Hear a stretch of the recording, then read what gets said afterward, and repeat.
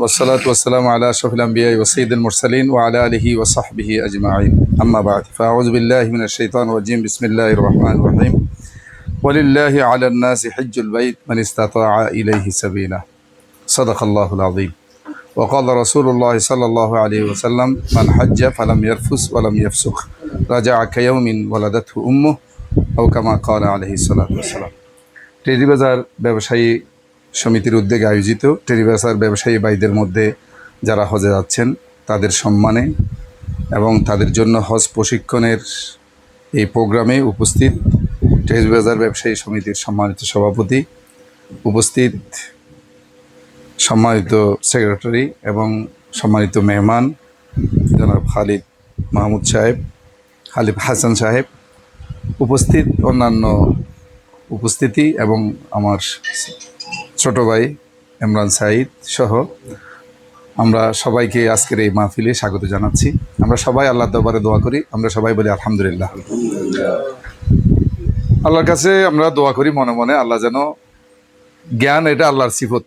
আল্লাহ যদি চান কোনো কম এলম, কম জ্ঞানী মানুষদের মাধ্যমেও অনেক ভালো কথা আল্লাহ তাআলা বের করতে পারেন। আর আল্লাহ যদি না চান, অনেক জ্ঞানী মানুষ অনেক সময় ভালো কথা বলেন, কিন্তু হঠাৎ করে এসে উনি খেয়া হারিয়ে ফেলেন, কোনো কথা বলতে পারেন না। ভাইরা, আল্লাহ তাআলা আসলে আমাদের উপর রহম করেছেন, তাই আমাদেরকে ঈমান দিয়েছেন, আমরা মুসলমান হয়েছি। আল্লাহর যদি আমাদের উপর মেহেরবান না হতেন, তাহলে আমাদেরকে ইহুদিদের করে আল্লাহ তাআলা জন্মগ্রহণ করার সেই ব্যবস্থা করতেন। আল্লাহ তাআলা অনেক বড় মেহেরবান, আল্লাহ তাআলা মুসলিম মা বাবার করে জন্মগ্রহণ করার তৌফিক দান করেছেন। আমরা চিন্তা গবেষণা করে মুসলমান হইনি, বংশ পরম্পরায় দিনের এই এরকম একটা ছায়ায় আমরা গঠিত হয়েছি। এটা একটা বড় আল্লাহ তাআলার মেহেরবানি। দ্বিতীয় কথা, আমরা যে আজকে হজের প্রোগ্রামে আসলাম, দুনিয়ার অনেক রাজা বাদশাহ আল্লাহর গদ দেখে নেই। বাদশাহ শাহজাহান, আপনি ইতিহাস পড়ে দেখেন, তাজমহল গড়েছেন, আল্লাহর গদ যেতে পারে নাই। আর টেরিবাজারের, আপনারা চিনেন, টেরিবাজারের কথা বলছি এই জন্য, আপনারা সবাই চিনবে সেজন্য। মানুষের দোকানে দোকানে চান তো, কতদিন দেখলাম না তাকে, জিজ্ঞেস করলাম আপনাকে দেখলাম না কেন, বলতে হুজুর এবছর হজত গেলাম। সুবহানাল্লাহ। আরে বেটা, তুমি মানুষের দোকানে চা আনো, মানুষের ওখান থেকে বাঁচলে পরাটা আয় না, চা আয় না, বাঁচলে 10 টাকা তোমারও দে, 5 টাকা তোমারও দে। জামা মসজিদে নিয়মিত নামাজ পড়তো, আল্লাহ তাআলা কবুল করেছেন, সে আল্লাহর ঘরে চলে গেছে। আল্লাহ আকবার। হ্যাঁ, বৃদ্ধি টাকা। যাই হোক, আমি এটা আপনাদের, উনি একজন না, শুধু এরকম অহরহ মানুষ আছে যারা জীবনে কল্পনা করে নাই যে আল্লাহর ঘরে যেতে পারবে, কিন্তু আল্লাহ তাআলা তাকে কবুল করেছেন, সেজন্য আল্লাহর ঘরে নিয়ে গেছেন। আমরা যারা হজে যাওয়ার জন্য নিয়ত করেছি, ভাইরা, অন্তরটাকে ছোট করতে হবে, আল্লাহর কাছে খানতে হবে।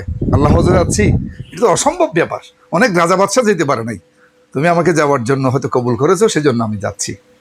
এটার জন্য সর্বপ্রথম যে কাজটি করা দরকার, সেটা আল্লাহর দরবারে অত্যন্ত বিনয়ের সাথে দোয়া করতে হবে। দোয়া এটা মুমিনদের বড় হাতিয়ার। রাসূলুল্লাহ সাল্লাল্লাহু আলাইহি ওয়াসাল্লাম ছোট থেকে ছোট, যুদ্ধের ময়দান, বদর যুদ্ধে সৈন্যরা হাজির, অস্ত্র হাজির, সব কিছু আছে, আল্লাহ রাসূল হাত তুললেন, আয় আল্লাহ, এই মানুষগুলো তোমার উপর ঈমান এনেছে, তারা আজকে যুদ্ধে অবতীর্ণ হচ্ছে, তাদেরকে তুমি ধ্বংস করে দেবে? আল্লাহ রাসূল ওজরে খানছেন। আবু বকর বললেন, ইয়া রাসূলুল্লাহ, হাত নামান, আপনার দোয়া কবুল হয়ে গেছে। একটা জুতার ফিতে ছিঁড়ে গেলে, আল্লাহ এটাও আমি পারবো না। সেজন্য 1 নম্বরে দোয়া করবেন, আল্লাহ হজের কার্যক্রম তুমি সহজ করে দাও, আর তুমি আমার জন্য কি করো, কবুল করো। আল্লাহ তুমি সহজ করো, তুমি কবুল করো, আমি পারবো না। রাসূলুল্লাহ সাল্লাল্লাহু আলাইহি ওয়াসাল্লামের একটা দোয়া আছে, বিখ্যাত দোয়া, আল্লাহুম্মা লা সাহলা ইল্লা মা জাআলতাহু সাহলা। আয় আল্লাহ, কোনো কিছু সহজ নাই, কোনো কিছু কঠিন নাই যদি তুমি সহজ করো, আর কোনো কিছু সহজ নাই যদি কঠিন করে দাও। যাচ্ছি সাতক্ষীরা নিয়ে, ওই 2000-এর পরে লম্বা একটা জায়গা আছে না মধ্যে, হঠাৎ করে গুটি বৃষ্টি, রাত 10টার পর হয়ে গেছে, আপনি ড্রাইভ করে যাচ্ছেন, শুক্রবার, ড্রাইভার নাই, হঠাৎ করে টায়ার নষ্ট হয়ে গেছে, কি করবেন বলুন তো? ঝামেলা না? নামতে হবে বৃষ্টির মধ্যে, এই চাকা বদলাইতে হবে, আপনার একা হতে পারে না, এরকম হতে পারে। তো সেজন্য সিম্পল থেকে সিম্পলে আল্লাহ তাআলা আপনাকে বাজায় রাখতে পারে, আর বড় থেকে বড় বিষয় আল্লাহ তাআলা আপনাকে পার করে দিতে পারে। সেজন্য 1 নম্বরে দিল দিয়ে আল্লাহর কাছে দোয়া করেন। আল্লাহ তাআলা পৃথিবীর মালিক, আল্লাহ তাআলা ওই জাত যে হযরত মূসা আলাইহিস সালামের জন্য নদীতে পথ করে দিয়েছেন, আল্লাহ তাআলা ওই জাত যে হযরত ইব্রাহিম আলাইহিস সালামকে অগ্নির কুণ্ডে ঢুকাই সেখান থেকে বের করেছেন, আগুন তার একটা পশম জ্বালাতে পারে নাই। আল্লাহ তাআলা ওই জাত হজরত মাছের পেট থেকে হজরত ইনুস ইসলামকে জীবন্ত বের করেছে। তা আমি হজে যাচ্ছি, ভাষা জানি না, বিদেশে যাব, নানা অসুবিধা আছে, মাসলা মাসাইল জানি না, অনেক ব্যত্যয় আছে, কোনো বিষয় নাই।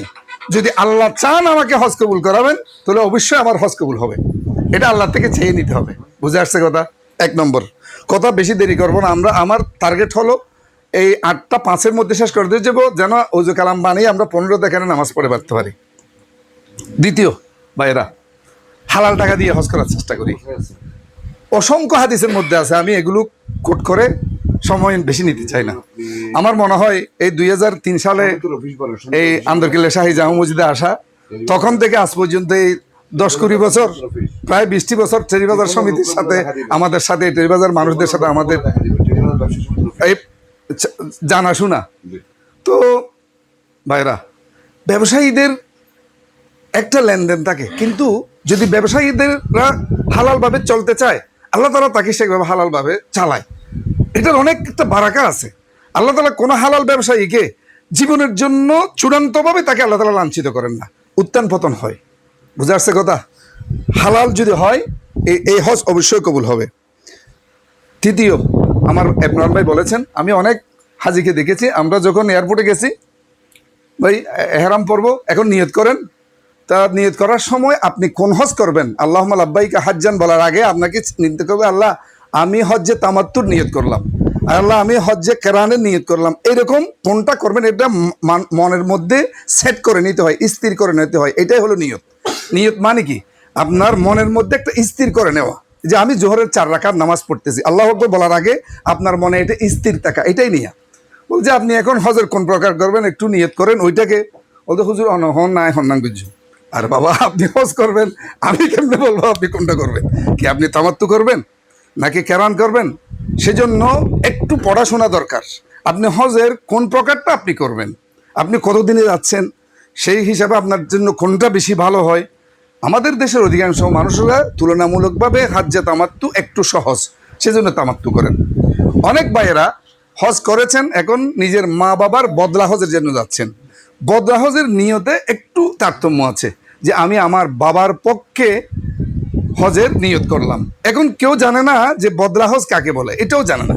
সেজন্য আল্লাহর ওয়াস্তে আমি অনুরোধ রাখবো, কোন হজ করবেন হজের 3টা প্রকারের মধ্যে, এবং আপনি যদি বদলি হজ করে থাকেন, তাহলে বদলি হজের সিস্টেম কোনো পার্থক্য নাই, তবে নিয়তের মধ্যে আগে থেকেই একটু কি আছে, নিয়তটাকে আপনার বদলি হজের নিয়তটা করে নিতে হয়। এই বিষয়টা একটু মনে রাখতে হবে। আমি যেগুলো বলছি, প্রথমে দোয়া করেন, বেশি বেশি দোয়া করেন, আল্লাহ যদি সহজ করেন ইনশাল্লাহ সহজ হবে। দ্বিতীয়, হালাল টাকা দিয়ে হজ করার চেষ্টা করেন। তৃতীয়, একটু লেখাপড়া করেন।